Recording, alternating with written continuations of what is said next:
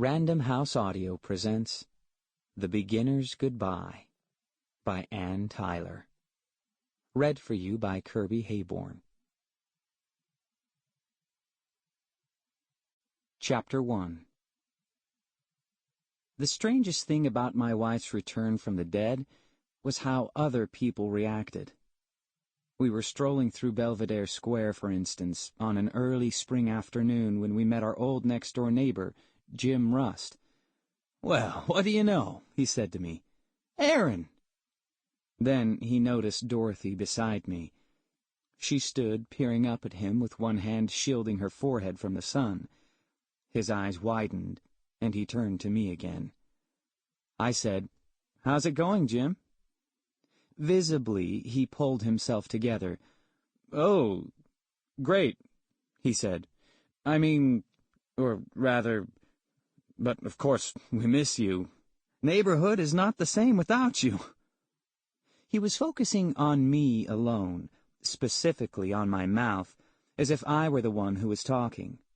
He wouldn't look at Dorothy. He had pivoted a few inches so as to exclude her from his line of vision. I took pity on him. I said, "Well, tell everybody hello." And we walked on. Beside me, Dorothy gave one of her dry chuckles. Other people pretended not to recognize either one of us. They would catch sight of us from a distance, and this sort of jolt would alter their expressions, and they would all at once dart down a side street, busy, much to accomplish, very important concerns on their minds. I didn't hold it against them. I knew this was a lot to adjust to. In their position, I might have behaved the same way. I like to think I wouldn't, but I might have. The ones who made me laugh aloud were the ones who had forgotten she'd died. Granted, there were only 2 or 3 of those, people who barely knew us. In line at the bank once, we were spotted by Mr. Von Sant, who had handled our mortgage application several years before. He was crossing the lobby, and he paused to ask, "You two still enjoying the house?"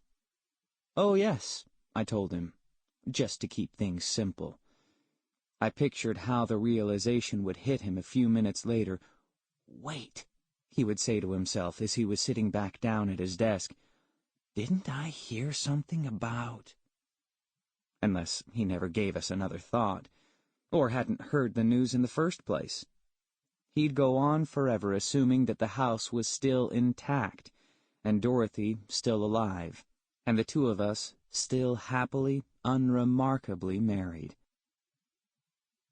I had moved in by then with my sister, who lived in our parents' old place in North Baltimore. Was that why Dorothy came back when she did? She hadn't much cared for Nandina. She thought she was too bossy. Well, she was too bossy. Is. She's especially bossy with me, because I have a couple of handicaps. I may not have mentioned that. I have a crippled right arm and leg. Nothing that gets in my way, but you know how older sisters can be. Oh, and also a kind of speech hesitation, but only intermittently. I seldom even hear it myself. In fact, I have often wondered what made Dorothy select the moment she did to come back. It wasn't immediately after she died, which is when you might expect. It was months and months later. Almost a year. Of course, I could have just asked her, but somehow, I don't know, the question seemed impolite. I can't explain exactly why. One time we ran into Irene Lance from my office. She's the design person there. Dorothy and I were returning from lunch, or I had had lunch at least, and Dorothy had fallen into step beside me as I was walking back. And suddenly we noticed Irene approaching from St. Paul. Irene was hard to miss. She was always the most elegant woman on the street. Not that that was much of a challenge in Baltimore, but she would have seemed elegant anywhere. She was tall and ice blonde, wearing a long flowing coat that day with the collar turned up around her throat, and the hemline swirling about her shins in the brisk spring breeze. I was curious. How would a person like Irene handle this type of thing? so I slowed my pace, which caused Dorothy to slow hers, and by the time Irene caught sight of us, we were almost at a standstill, both of us waiting to see what Irene would do. 2 or 3 feet away from us, she stopped short. "Oh, my God," she said. We smiled. "UPS," she said. I said, "What?" "I phoned UPS for a pickup, and there's nobody in the office." "Well, never mind. We're heading back there right now," I told her. I used the word "we" on purpose, although Dorothy would most likely depart before I entered the building. But all Irene said was, "Thanks, Aaron. I must be getting Alzheimer's." And off she went, without another word. She would really have worried about Alzheimer's if she had known what she'd just overlooked. I glanced over at Dorothy, expecting her to share the joke, but she was pursuing her own line of thought. "Wild strawberries," she said, in a reflective tone of voice. "Pardon?" "That's who Irene reminds me of. The woman in the old Bergman movie. The daughter-in-law with the skinned-back bun. Remember her?" "Ingrid Thulin," I said. Dorothy raised her eyebrows slightly, to show she was impressed, but it wasn't so very difficult to dredge that name up. I had been enamored with Ingrid Thulin since college. I liked her cool, collected air. "How long do you suppose it will be before Irene does a double-take?" I asked Dorothy. Dorothy merely shrugged. She seemed to view our situation much more matter-of-factly than I did.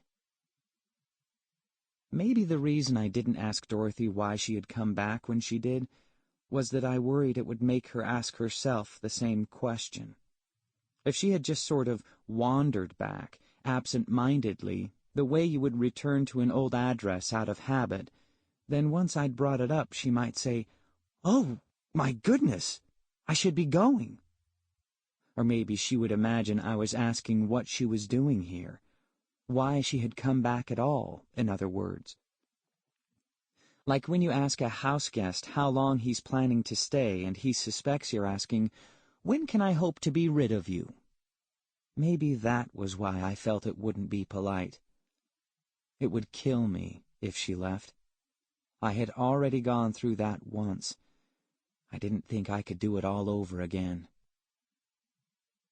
She was short and plump and serious-looking. She had a broad, olive-skinned face, appealingly flat-planed, and calm black eyes that were noticeably level, with that perfect symmetry that makes the viewer feel rested. Her hair, which she cut herself in a heedless, blunt, square style, was deeply, absolutely black, and all of a piece. Her family had come from Mexico 2 generations before, and yet I don't think other people recognized how attractive she was, because she hid it. Or, no, not even that. She was too unaware of it to hide it. She wore owlish, round-lensed glasses that mocked the shape of her face. Her clothes made her figure seem squat, wide, straight trousers and man-tailored shirts, chunky, crepe-soled shoes of a type that waitresses favored in diners. Only I noticed the creases as fine as silk threads that encircled her wrists and her neck. Only I knew her dear, pudgy feet, with the nails like tiny seashells. My sister said Dorothy was too old for me, but that was just because I had foolishly told the truth when I was asked. Even though she was 8 years my senior, 43 when she died, she seemed younger, because of that good, strong Hispanic skin, plus she had enough padding to fill out any lines. You wouldn't really think about age at all with Dorothy. My sister also said she was too short for me, and it is undeniable that when Dorothy and I hugged, all the wrong parts of us met. I am 6'4". Dorothy was not quite 5'1". If you saw us walking down the street together, my sister said, you would take us for a father and child heading off to grammar school. and two professional... Sample complete. Ready to continue?